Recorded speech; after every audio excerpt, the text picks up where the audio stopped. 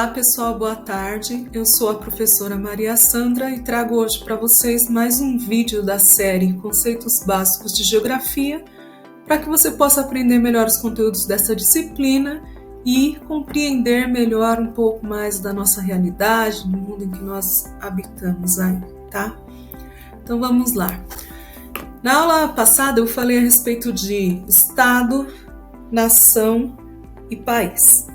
Daí hoje eu vou trazer mais 3 conceitos: territórios, limites e fronteiras. Vamos começar com território. O que é um território? Um território é a base física mesmo, o solo em que a gente pisa, na qual um país exerce a sua soberania, ou um estado exerce a sua soberania. Ele é formado pelo solo, então, continental, ou seja, as terras ali acima do nível do mar. É formado pela parte das ilhas, que é a parte insular. É formado pelo subsolo, ou seja, abaixo aqui do chão que a gente pisa, da onde é visível aos nossos olhos, também é considerado ali o território do estado que está exercendo a soberania, no caso aqui do exemplo que eu trouxe, o Brasil. E pelo espaço aéreo, inclusive o território marítimo. Todos esses aspectos formam aí a base física do Brasil, tá? Que é o território brasileiro, e esta mesma definição serve para os demais países. O Brasil é gigantesco, então ele tem mais de 8 milhões de quilômetros quadrados, só de terras emersas aí superficiais, tá? Além de todo o resto, e ele é caracterizado como um país dos maiores do mundo. Então, um dos maiores territórios, estados soberanos do mundo é o Brasil. 5º maior do mundo em termos de área. O próximo conceito é o de limites. O que é o limite? Então, aqui, pelo desenho desse mapa, a gente tem aí a delimitação do território brasileiro, tá? O limite, então, é uma divisão entre uma unidade territorial, ou seja, um país, por exemplo, e outro. Geralmente, esse conceito é aplicado quando a gente está falando a respeito de 2 países, geralmente, mas também existe limite de estado, limite de município e assim por diante.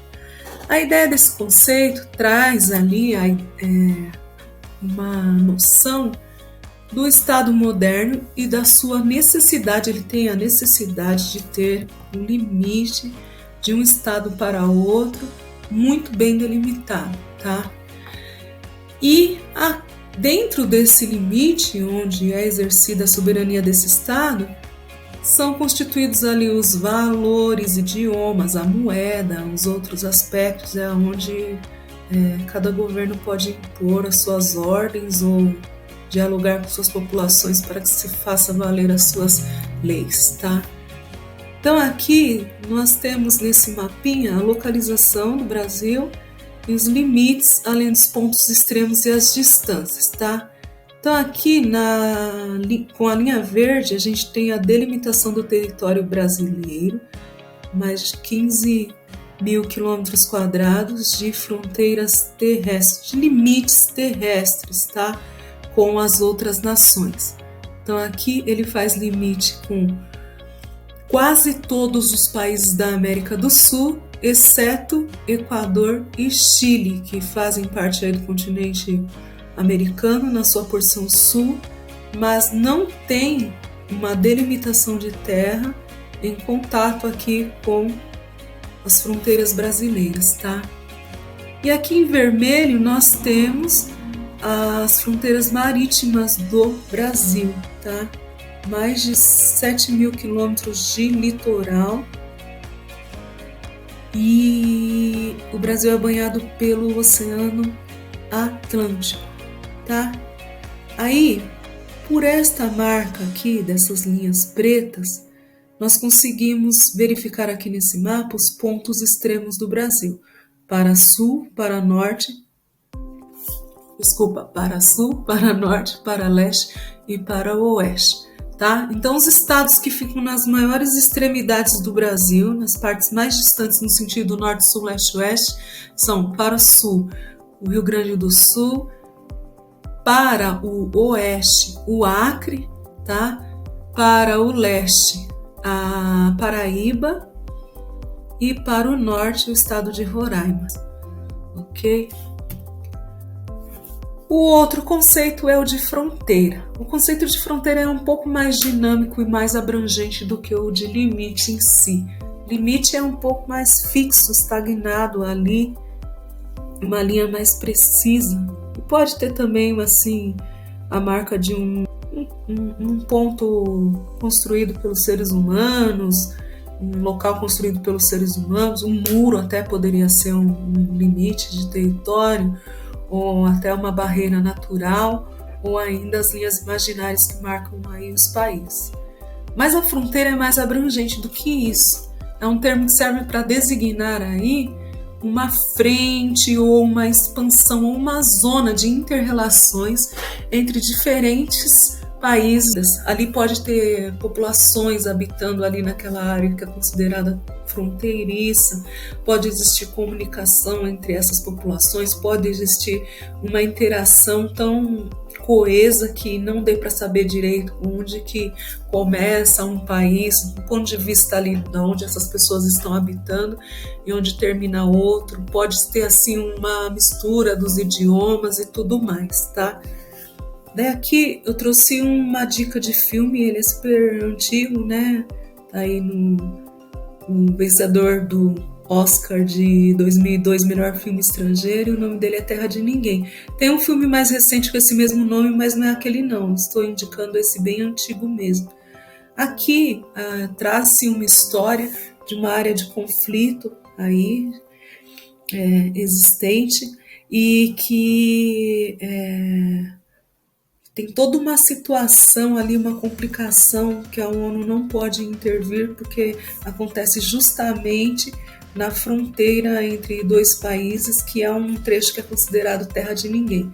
Eu deixo a dica para você pesquisar na internet o que significa a expressão terra de ninguém, super interessante, tá? Aí vamos para um pouquinho de atualidades ligadas a esses temas, tá? Então, tem alguns países que estão assim bem na contramão desse processo de globalização.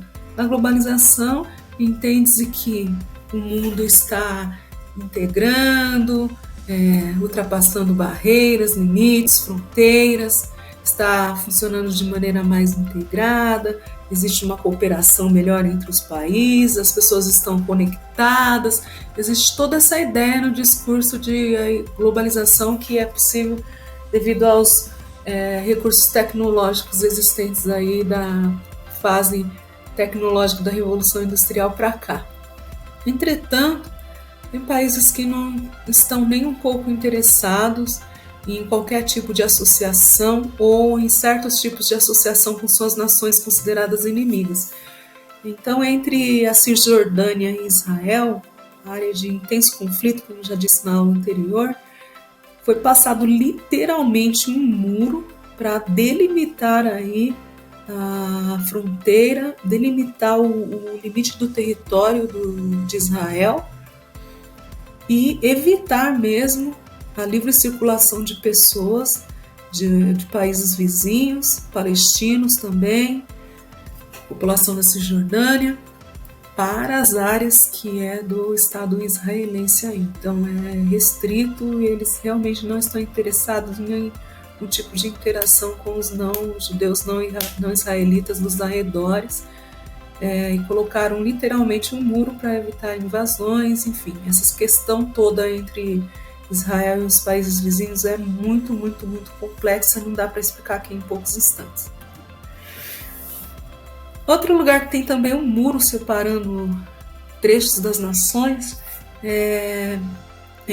na fronteira entre os Estados Unidos e o México. Então aqui, na fronteira entre os dois países, foi passado um muro, literalmente, numa tentativa do governo estadunidense de conter um pouco do avanço da população mexicana para o território dos Estados Unidos, além de que o México é um país que faz limite com os Estados Unidos e que por onde passam muitos migrantes clandestinos, não só do México, mas como de toda a América Latina, em busca dos Estados Unidos, em busca de melhores condições de vida e trabalho, ou fugindo de problemas e complicações dos seus países e assim por diante. Os Estados Unidos não é muito aberto a esse tipo de imigração e ainda mais no recente governo do presidente Trump, que nas suas campanhas, nos seus discursos, ele defendeu veementemente a ampliação desse muro, fiscalização das fronteiras, para justamente impedir a passagem dos mexicanos e latino-americanos para os Estados Unidos pela fronteira. Esses muros, inclusive, são muito criticados, viu, do ponto de vista internacional. E aí, agora aqui mais um pouquinho de atualidades relacionadas a esse tema. Vamos lá, sobre a Covid-19. Dos 10 destinos mais procurados pelos brasileiros no exterior, 7 países fecharam as fronteiras temporariamente para os brasileiros.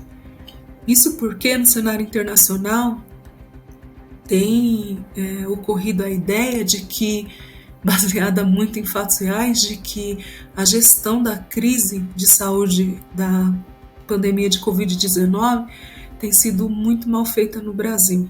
Então, o vírus tem se espalhado aqui de maneira muito descontrolada e os países estão fechando as fronteiras para os brasileiros. Então, na Europa, Lisboa, por exemplo, capital de Portugal, que é um destino muitíssimo visitado por brasileiros, Portugal está de fronteiras fechadas para os brasileiros.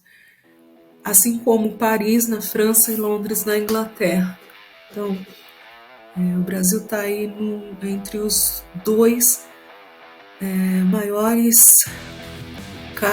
entre os dois países do mundo com o maior número de mortos e contaminados pelo vírus da Covid-19. Isso pega muitíssimo mal no cenário internacional, tá? E mesmo países da América Latina, América do Sul, como a Argentina, já não estão mais aceitando visitantes, turistas ou viagens por quaisquer outros motivos, razões de brasileiros atravessando suas fronteiras.